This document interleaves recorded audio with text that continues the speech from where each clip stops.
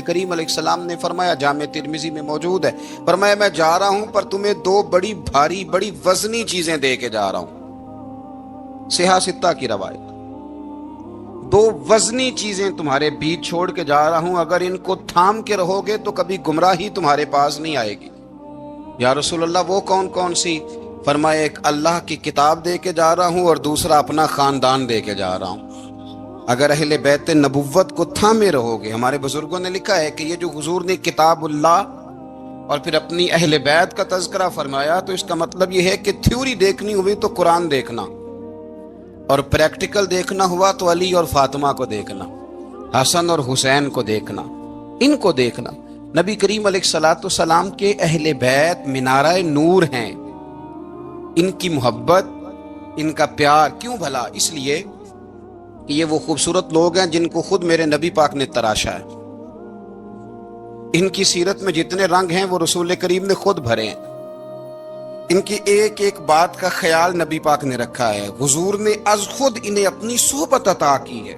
زیادہ دور نہیں تھا سیدہ فاطمہ کا گھر، مسجد نبوی کے ساتھ تھا، اللہ کے رسول دن میں 2 دفعہ جایا کرتے تھے، پھر بھی کبھی کبھی فرماتے فاطمہ میرا دل کرتا ہے آج میں رات تیرے گھر میں قیام کروں، تو سیدہ فاطمہ الزہرا فرماتی ہیں کہ آمنہ کے لال اس طرح بھی میرے گھر میں قیام کرتے تھے کہ حضور چارپائی پہ لیٹتے تھے تو ایک کندھے پہ امام حسن کا سر ہوتا تھا اور دوسرے پہ امام حسین کا سر اقدس ہوتا تھا، اور فرماتی ہیں رات کو کبھی حسنین کریمین دودھ مانگتے تو میں اٹھتی دودھ دینے کے لیے، تو حضور فرماتے لیٹ جاؤ آج میرے ساتھ سوئے ہیں تو دودھ بھی میں ہی پلاؤں گا، تو محبوب اٹھتے ان کے لیے دودھ لاتے برتن سے نکال کے، حضور نے انہیں وقت دیا اور پھر ان کی چھوٹی چھوٹی چیزوں کا خیال رکھا۔ صحیح بخاری میں موجود ہے، تربیت پر توجہ دی۔ امام حسین تشریف لائے، ابھی عمر مبارک 7 سال کے قریب تھی، مسجد نبوی میں صدقے کی کھجوروں کا ڈھیر لگا ہوا تھا۔ چھوٹا بچہ جو ہوتا ہے نابالغ، اس پر شریعت کے احکامات نہیں آتے، صدقے کی کھجوروں کا ڈھیر تھا مسجد نبوی میں۔ یہ تربیت ہے، یہ ٹریننگ ہے جو اللہ کے محبوب نے خود انہیں عطا فرمائی۔ صدقے کی کھجوروں کا ڈھیر تھا، امام حسین حضور کے ساتھ آئے تو امام علی مقام نے ایک کھجور اٹھا کے منہ میں رکھ لی۔ شارحین نے لکھا ہے لگتا یہ ہے کہ کئی دنوں کی بھوک تھی، کیونکہ یہ فاقہ اہل بیت کا بڑا محبوب ہے، مجبور نہیں تھے، وہ تو خزانوں کے مالک تھے، پر غریبوں سے محبت کی وجہ سے فاقے کیا کرتے تھے، یہ ان کی پسند ہے فاقہ کرنا۔ تو ایک کھجور امام علی مقام نے رکھ لی تو اللہ کے رسول نے گلے میں انگلی ڈال کے نکال دی، فرمایا حسین یہ صدقہ ہے، یہ میری اہل بیت کے لیے درست نہیں ہے۔ حضور نے خود تربیت کی، اور پھر سیدہ فاطمہ الزہرا نے اپنے بچوں کو تراشا، ان پر محنت کی۔ میں اکثر گزارش کرتا ہوں دوستوں سے، میں کہتا ہوں کربلا کا واقعہ کوئی حادثاتی نہیں ہے، اس کے پیچھے پوری ایک لاجک ہے، اس کے پیچھے پورا ایک فلسفہ ہے۔ ایسے ہی کوئی آدمی 3 دن بھوکا پیاسا رہ سکتا ہے؟ کسی آدمی کو صبح اس نے کھانا کھایا اور شام تک کھانا نہ ملے تو ٹانگیں کانپتی ہیں۔ رمضان المبارک میں عبادت کی نیت سے روزہ رکھنے والے بھی شام کو بڑے پریشان ہو جاتے، اور مسلسل 3 دن کھانا نہ کھایا جائے اور پانی نہ پیا جائے، اور حال یہ ہے کہ وہی آدمی تلوار لے کے میدان میں نکلے اور اس کی حالت یہ ہو کہ لوگ اس کے آگے دوڑنا شروع کر دیں، ہزاروں کی فوجیں تاب نہ لا سکے۔ علی کا گھر بھی وہ گھر ہے کہ جس گھر کا ہر ایک بچہ جسے دیکھو وہی شیر خدا معلوم ہوتا ہے۔ یہ کوئی آسان ہے؟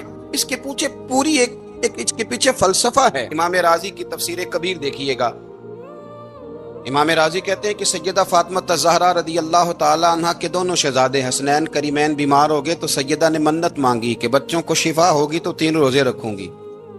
شفا ہو گئی، روزے بھی رکھ لیے، اور جب مولا علی شیر خدا روزہ رکھنے کے لیے بیدار ہوئے، سیدہ فاطمہ الزہرا بیدار ہوئی تو امام حسن اور حسین بھی اٹھ گئے، 7-8 سال کی عمر، اماں جی ہم نے بھی رکھنا ہے۔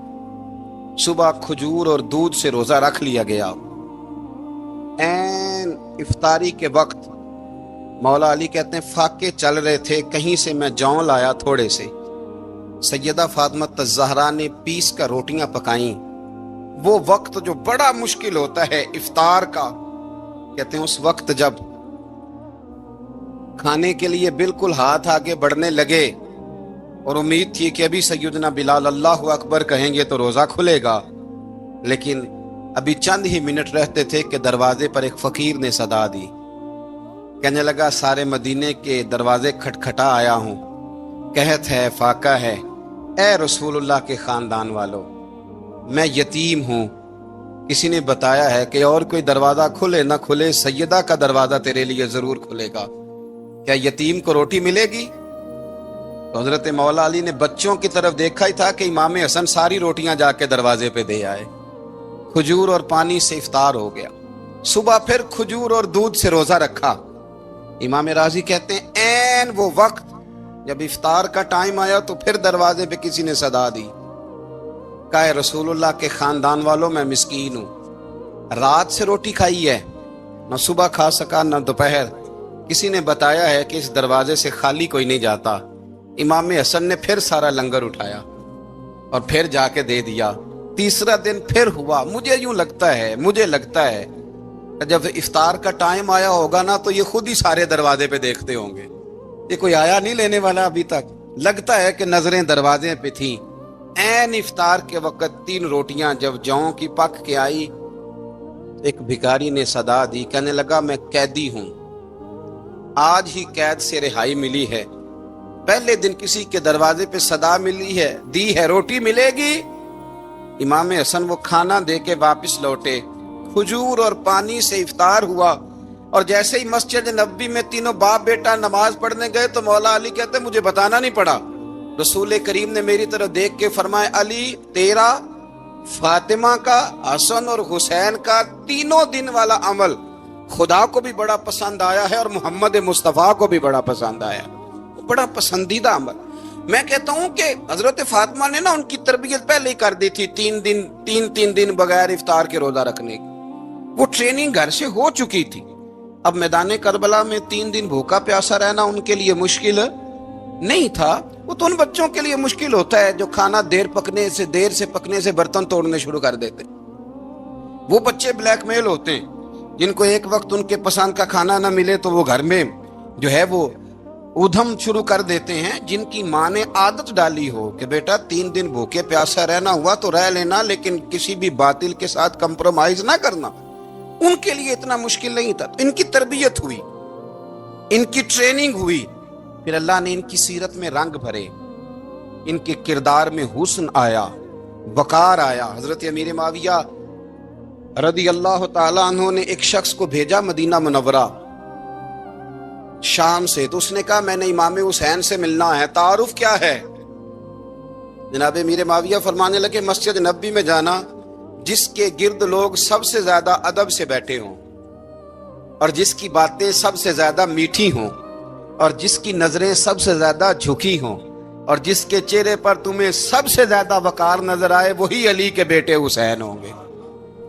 جو سب سے زیادہ تمہیں وہاں ماحول کے اندر جو شخص نظر آئے، پوچھنے کی ضرورت نہیں پڑے گی، وہ شخص کہتا میں مدینے آیا تو میں نے واقعی ایک شخص کو دیکھا، شہد کے گرد مکھیوں کا اتنا ہجوم نہیں ہوتا جتنا امام حسین کے گرد رسول اللہ کے غلاموں کا ہجوم تھا، لیکن نظریں جھکی ہوئی، باتیں میٹھی، لہجہ گداز، لفظوں میں رانائی، اور لوگ کئی باتیں پوچھتے تو علی کے صاحبزادے ایک کا جملہ بولتے تو لگتا یہ کہ وہ جملہ سیدھا دل میں اترتا چلا جاتا ہے۔ امام علی مقام کے کردار میں نا کچھ باتیں بڑی زیادہ تھیں، بہت زیادہ تھیں، بڑا حسن تھا۔ ایک بات تو یہ تھی امام حسین رضی اللہ تعالیٰ عنہ کا علم و فضل بڑا کمال کا تھا۔ ایک دفعہ صحابہ میں مسئلہ بن گیا کہ بچہ پیدا ہوتا ہے تو اس کا وظیفہ کیسے لگانا ہے، امام حسین کا علم و فضل بتا رہا ہوں، علم و فضل، تو بات بڑی پیچیدہ ہو گئی۔ حضرت عبداللہ ابن زبیر کے پاس لوگ آئے، کہنے لگے کہ آپ بڑے صاحب علم و فضل ہیں، آپ نے حضور علیہ الصلوۃ والسلام کے ساتھ وقت گزارا ہے، تو مسئلے کو حل کریں کہ بچہ پیدا ہونے کے بعد حکومت اگر وظیفہ لگائے گی تو کب لگائے گی؟ جب بحث طول پکڑ گئی، مسئلہ حل نہیں ہوتا تھا، تو حضرت عبداللہ ابن زبیر کہنے لگے ہم سے نہیں حل ہوگا، ایک بندہ ہے جس کے سینے میں رسول اللہ صلی اللہ تعالی علیہ وسلم کے نور نبوت کا فیضان ہے، وہ یہ مسئلہ حل کریں گے۔ تو کہا وہ کون سے؟ آپ فرمانے لگے جب ہم سے مسائل حل نہیں ہوتے تو ہم ان کے علم سے فائدہ اٹھاتے ہیں۔ کہا کون ہے؟ کہا جناب امام حسین۔ تو لوگ حضرت امام حسین کے پاس گئے، کہ حضرت یہ ایک مسئلہ الجھ گیا ہے کہ بچہ پیدا ہو تو وظیفہ کب لگانا ہے؟ فرمایا الجھنے والی بات ہی کوئی نہیں، پیدا ہونے کے بعد جب وہ پہلی دفعہ آواز نکالے تو اس کا وظیفہ لگا دو. اس کا مطلب یہ ہے کہ وہ دنیا میں آ گیا ہے, اس نے اپنے آنے کا اظہار کر دیا ہے, اعلان کر دیا ہے, اب اس کا وظیفہ لگا دو. تو اس پر پھر صحابہ کا اتفاق ہو گیا. امام حسین کے علم سے, فضل سے لوگ فیض اٹھاتے تھے. پھر اس کے ساتھ ساتھ امام حسین کا ذوق عبادت بڑا شاندار تھا, بڑا زبردست ذوق. علامہ جوزی نے لکھا ہے وکان الحسین رضی اللہ تعالی عنہ فاضلا کثیر الصوم والصلاۃ والحج والصدقۃ وافعال الخیر جمیعا. آپ فرماتے ہیں کہ امام حسین زیادہ نمازیں پڑھنے والے تھے, کثرت سے سجدے کرنے والے, کثرت سے روزے رکھنے والے, زیادہ حج کرنے والے, اور امام حسین صدقہ دینے والے اور نیکی کے کاموں میں شدت کرنے والے. امام حسین کا جو ذوق عبادت تھا وہ اتنا شاندار تھا کہ آپ فرض نماز کے علاوہ روزانہ 100 رکعت نماز نفل ادا فرمایا کرتے. اور امام حسین فرماتے زندگی میں کبھی ایسا نہیں ہوا کہ 3 دن گزر گئے اور حسین کا قرآن پاک ختم نہ ہوا. 25 حج کیے امام حسین نے مدینہ منورہ سے مکہ مکرمہ پیدل جا کے, 25 حج. اب تو نسبت والے لوگوں کو عبادت کی ضرورت نہیں نا, اللہ ماشاءاللہ کہتے ہیں نسبت بڑی ہے. بھئی جن کی نسبت اتنی خاص تھی کہ حضور نے فرمایا یہ فاطمہ کے نہیں میرے بیٹے ہیں, ان کا تو حال یہ ہے کہ فرض کے علاوہ 100 نفل, 3 دن سے پہلے ختم قرآن پاک, 25 حج فرمائے, تو وہ کس نسبت کی بات کرتا ہے؟ یہ نسبتیں تو ہیں جو انسان کو عبادت کے قریب کرتی ہیں.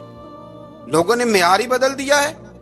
حضرت سیدنا امام حسین کی شہادت کے بعد حضرت عبداللہ ابن زبیر رضی اللہ تعالیٰ عنہ نے قاتلان حسین سے خطاب کیا اور فرمانے لگے اللہ کی قسم تم نے اس شخص کو شہید کیا ہے جو راتوں کو لمبے لمبے قیام کرتا تھا, اور تم نے اس شخص کو شہید کیا ہے جس سے میں دن میں جب بھی ملتا تھا تو وہ روزے سے ہوتا تھا.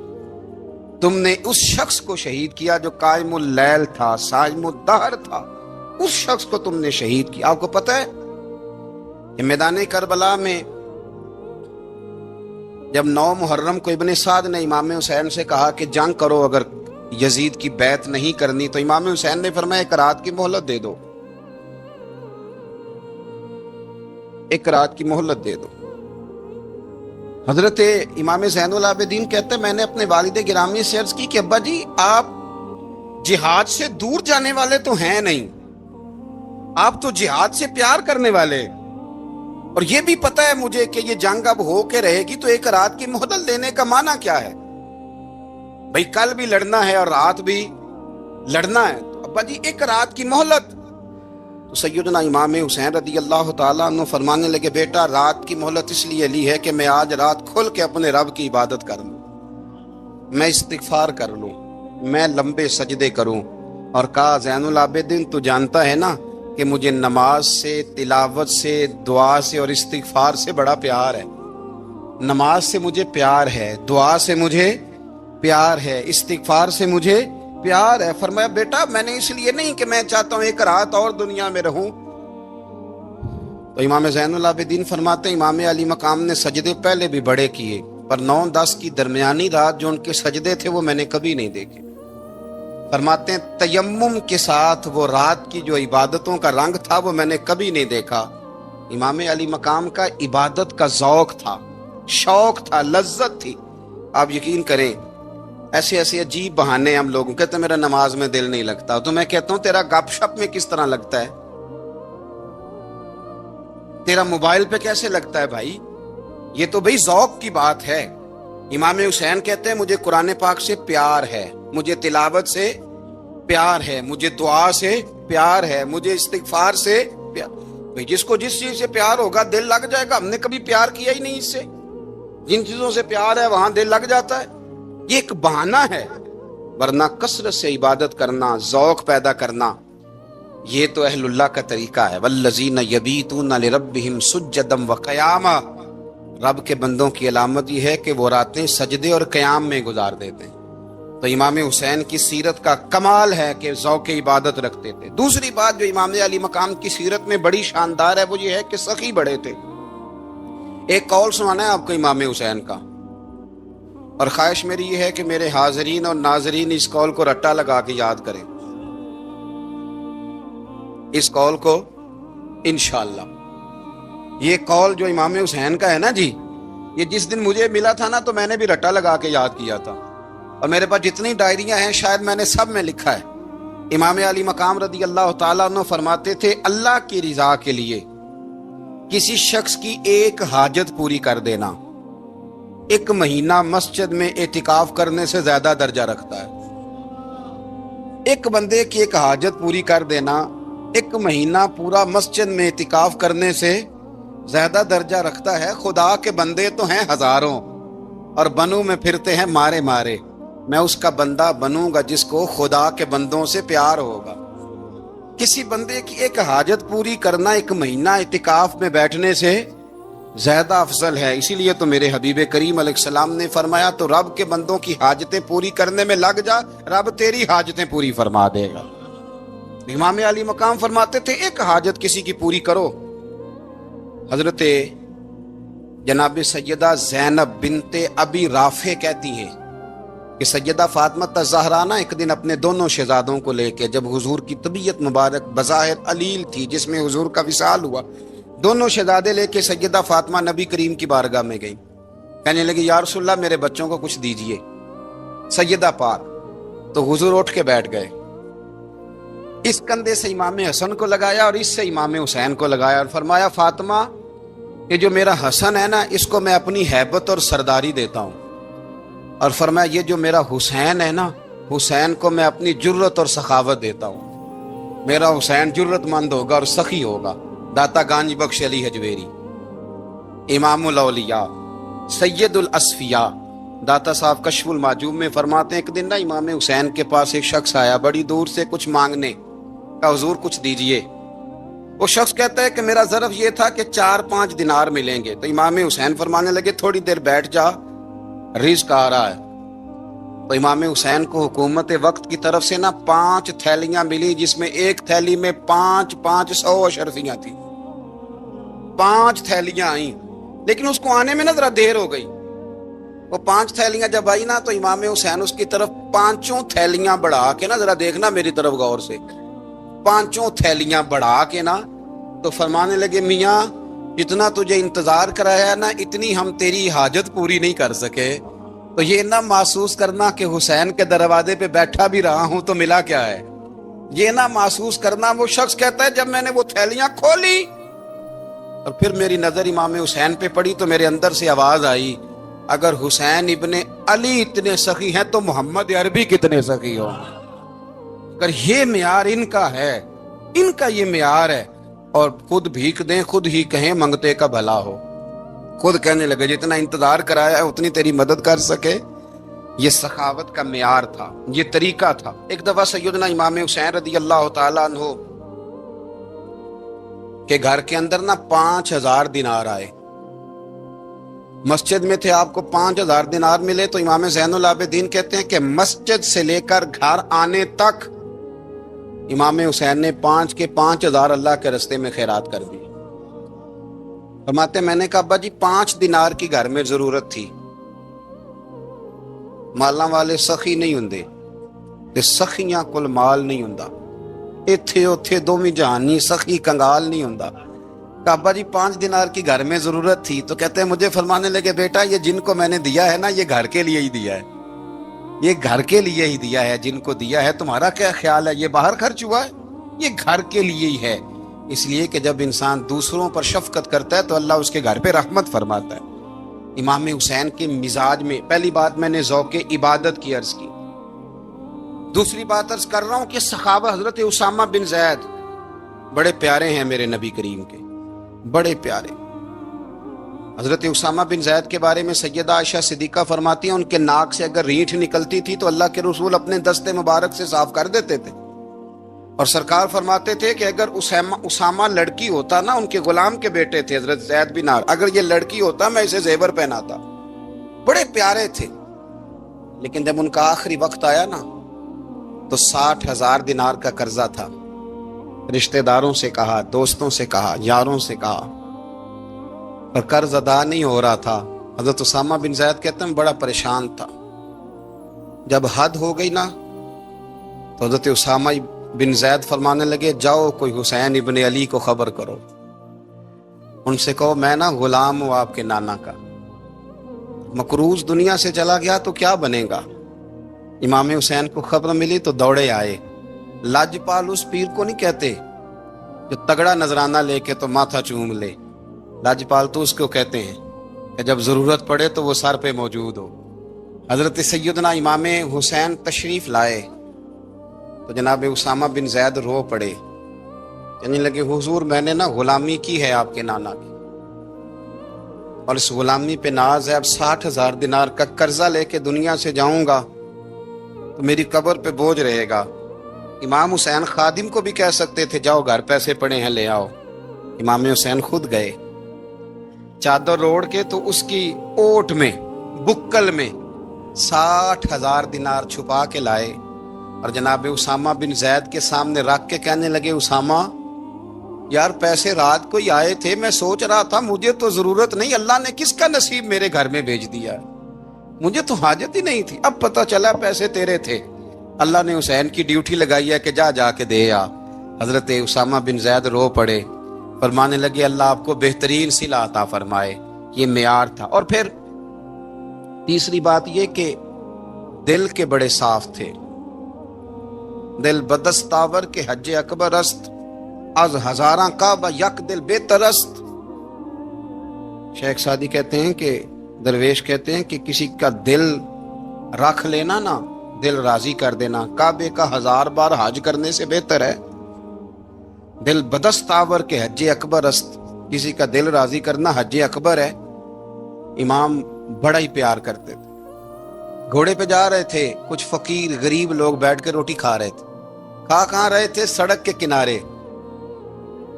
تو امام زین العابدین فرماتے ہیں کہ جب امام حسین گزرے تو انہوں نے آواز دی حضور دل کرتا ہے ہمارے ساتھ بیٹھ کے روٹی کھائیں۔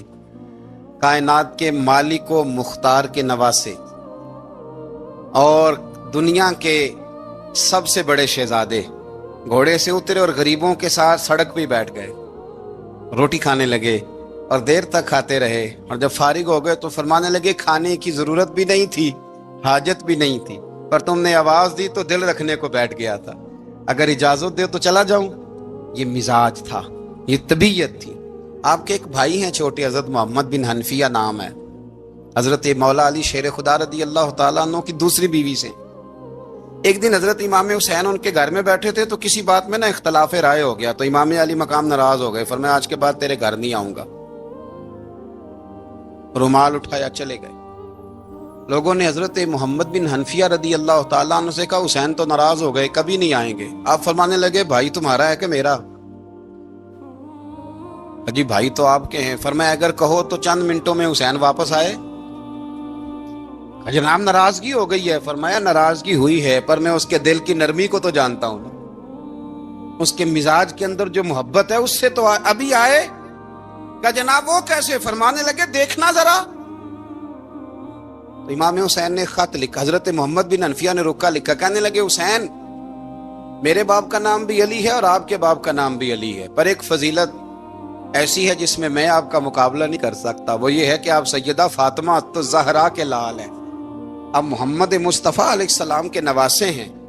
کہنے لگے بھائی جان آپ نے نانا جان کی وہ حدیث تو سنی ہوگی کہ دو لوگ ناراض ہو جائیں تو جو صلح پہلے کرے جنت میں پہلے جائے گا۔ فرمانے لگے دل میرا کر رہا تھا کہ پہلے صلح کر لوں، لیکن پھر بڑے بھائی کو پشت کروں گا جنت میں جاتے ہوئے، یہ بھی تو بے ادبی ہے نا۔ اب خط میں نے لکھ دیا ہے، آپ کا جو ارادہ ہو۔ امام حسین نے خط پڑھا تو آنکھوں میں آنسو آ گئے، پھر سے رومال اٹھایا۔ بچے پوچھنے لگے کہاں جا رہے ہیں؟ کہا بھائی کے گھر جا رہا ہوں۔ کہا آپ تو ناراض تھے؟ فرمایا تھا ناراض پر ہے تو میرا بھائی نا، ہو گئی بات ختم۔ بڑی دل میں نرمی، طبیعت میں سوز، لہجے میں گداز، لیکن اس کے ساتھ ساتھ امام حسین رضی اللہ تعالیٰ عنہ کا جذبہ جہاد، امام حسین کی استقامت۔ آج لوگ ادھر ہوتے ہیں جس طرف ہوا کا رخ ہوتا ہے، آج لوگوں کی سوچوں کا زاویہ یہ ہے کہ جدھر رش زیادہ ہوگا ہم بھی ادھر جائیں گے۔ ہم یہ نہیں دیکھتے حق کس طرف ہے، ہم یہ دیکھتے ہیں رش کس طرف ہے۔ امام حسین رضی اللہ تعالیٰ عنہ نے رش نہیں دیکھا، حق دیکھا۔ امام حسین رضی اللہ تعالیٰ عنہ استقامت کے وہ پہاڑ ہیں، معمولی آدمی نہیں تھے۔ فرزق شاعر کہتا ہے کہ میں نے امام حسین سے کہا تھا، میں نے کہا لوگوں کی تلواریں یزید کے ساتھ ہیں پر دل آپ کے ساتھ ہیں، دل آپ کے ساتھ ہیں۔ امام حسین رضی اللہ تعالیٰ عنہ نے زمانے کے حالات نہیں دیکھے، حق اور سچ دیکھا۔ جتنی چیزیں انسان کو کمزور کر سکتی ہیں وہ ساری امام حسین پہ طاری کی گئیں، جتنی چیزیں۔ وطن چھوڑنا کتنا کو مشکل ہوتا ہے، شالا پردیسی کوئی بھی نہ تھی وے کخ جنا تو پارے۔ حضرت سلطان باؤ فرماتے ہیں بچو، پردیسی ہونا کوئی آسان ہے؟ جس آدمی کا کسی چھوٹے سے گاؤں میں بھی مکان ہو، چھوڑنا پڑ جائے تو روٹا ہے، تو مجھے بتاؤ جس نے اپنا سارا بچپن مدینے میں گزارا ہو۔ آج جو ایک ہفتہ مدینے رہ کے آتے ہیں ان سے واپس نکلنا مشکل ہوتا ہے، لیکن امام حسین حق کا رستہ تھا، وطن کی قربانی دی، اور معمولی وطن نہیں، مدینے جیسا وطن۔ اور جب کھڑے تھے نا امام حسین رضی اللہ تعالیٰ عنہ رجب میں نکل رہے تھے مدینے سے، تو کوئی شاعر کہتا ہے دور کھڑے ہو کے انہوں نے گویا کہا تھا، آقا تیرے کرم کے خزینے کی خیر ہو، میں جا رہا ہوں تیرے مدینے کی خیر ہو۔ امام حسین نے وطن چھوڑا، کوئی لغزش نہیں پیروں میں، کوئی نہیں۔ شہزادوں والی زندگی تھی، مسجد نبوی کے امام تھے،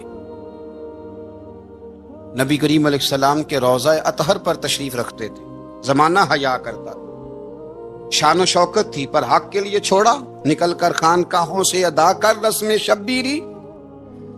اور پھر بڑا مشکل ہوتا ہے، جس شخص کے ساتھ بچے اور عورتیں ہوں وہ تو یہ کہہ کے لڑائی سے جان چھڑاتا ہے کہ میرے ساتھ فیملی ہے، نہ ہوتی تو تجھے بتاتا، پر امام حسین کو اولاد بھی کمزور نہیں کر سکی، عورتوں کا ساتھ ہونا کمزور نہیں کر سکا۔ پھر امام علی بھوک کتنا مشکل کام ہے۔ آج لوگ کہہ نہیں دیتے کہ میں تو اس لیے گناہ کرتا ہوں کہ رشوت اس لیے لے لیتا ہوں کہ بچے چھوٹے ہیں۔ 10 دنوں کی کم و بیش سفر، 3 دنوں کی بھوک اور پیاس، پر حق کے رستے میں امام حسین کو کوئی چیز کمزور نہیں کر سکی۔ اور پھر وہ جتنی باتیں لوگ کہہ سکتے تھے وہ ساری کہیں گئیں، ساری۔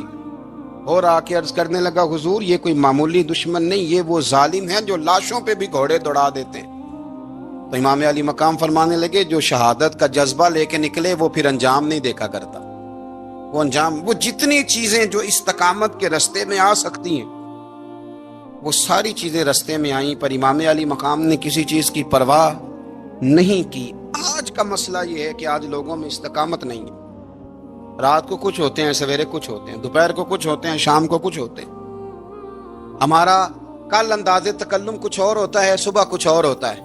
امام علی مقام میدان میں رہے، ایک میت گھر میں ہو جائے تو کئی دنوں تک آنکھ کھلتی نہیں، ہوش رہتا نہیں۔ سب سے زیادہ مصائب امام حسین نے دیکھے، سب سے زیادہ، اور گھوڑے پر بیٹھنے سے پہلے ساری تکلیفیں آپ دیکھ چکے تھے۔ باپ کا جنازہ اٹھانا آسان ہوتا ہے، بیٹے کا جنازہ اٹھانا بڑا مشکل ہوتا ہے، پر امام حسین نے بیٹوں کے جنازے اٹھائے۔ حضرت علی اصغر کی لاش کو امام حسین نے اپنے دست مبارک سے دفن کیا، اور جناب علی اکبر کی میت کو جب آپ اٹھا کے لا رہے تھے تو سیدہ زینب فرماتی ہیں کہ مجھے یوں کبھی لگتا تھا حسین کا قد بڑا ہے اور کبھی لگتا تھا علی اکبر کا قد بڑا ہے، اور فرماتی ہیں کہ پھر حضرت قاسم بن حسن کو بھی وہ اٹھا کے لائے، اور جناب عباس کے وجود سے الگ ہونے والے بازو انہوں نے لا کے حضرت عباس کے وجود کے ساتھ بھی رکھے۔ انہوں نے یہ سارا منظر دیکھا، لیکن جب حسین ابن علی اپنی دفعہ گھوڑے پہ سوار ہوئے تو لگتا یہ تھا کہ ان سے زیادہ بہادر کوئی نہیں۔ ایک جملہ بھی یزیدی فوج کے سامنے امام حسین نے کمزور نہیں کہا، ایک جملہ بھی، ایک فکرہ بھی کچا نہیں بولا، کہیں بھی کوئی منت نہیں کی، کسی جگہ بھی ان کے پائے استقلال میں کوئی لغزش نہیں آئی۔ جب لوگوں کو پتہ چل جائے کہ اب سامنے موت ہی موت ہے، سوائے اس کے چارہ کچھ بھی نہیں، تو بہت ساری رخصت اور اجازت تو دین بھی دیتا ہے، پر امام حسین کسی جگہ کسی رخصت پر عمل کرتے نظر نہیں آتے، ڈٹ کے بات کی، ڈٹ کے۔ اور پھر جب میدان میں نکلے، اللہ اکبر، تو ابن سعد کہنے لگا کہ اگر 2 کر کے، ایک کر کے جاؤ گے تو یہ 45,000 کا لشکر سارا حسین کاٹ ڈالے گا، یک بارگی حملہ کرو گے تو بات اتنی استقامت، اتنا آج تو لوگ ڈپریشن کے مریض ہیں، آج تو لوگ ٹینشن کے مریض ہیں، ہر دوسری بات میں لوگ کہتے ہیں وہ بڑا، پر کس بات سے؟ مطلب کیا آپ نے زندگی میں صرف جاب نہیں مل رہی، صرف بیماری آ گئی، صرف خرچہ نہیں گھر میں بڑا کس بات کا ڈپریشن؟ امام حسین کی زندگی بتلاتی ہے کہ وہ لوگ بھی کوئی دنیا میں کمال حاصل کر سکتے ہیں جو چھوٹی چھوٹی بات پہ روتے ہیں۔ مال بھی ہے، جوانی بھی ہے، گھر بھی ہے، مکان بھی ہے، بچے بھی ہیں، عزت بھی ہے، صرف پیسے نہیں۔ اور انسان ہے کہ آنکھیں نہیں کھل رہی، وہ سمجھتا ہے میں کسی کام کا ہی، فقط پیسے نہیں بس۔ او خدا کے بندو، امام علی مقام نے فرمایا سارا کچھ لٹا کے بھی جو میدان میں کھڑا رہے اسے حسین ابن علی کہا جاتا ہے، اسے حسین ابن علی کہا جاتا ہے۔ حسین ابن علی کی شان رفت کوئی کیا جانے، حسن جانے، علی جانے، نبی جانے، خدا جانے، کون جانے امام علی مقام کا معیار؟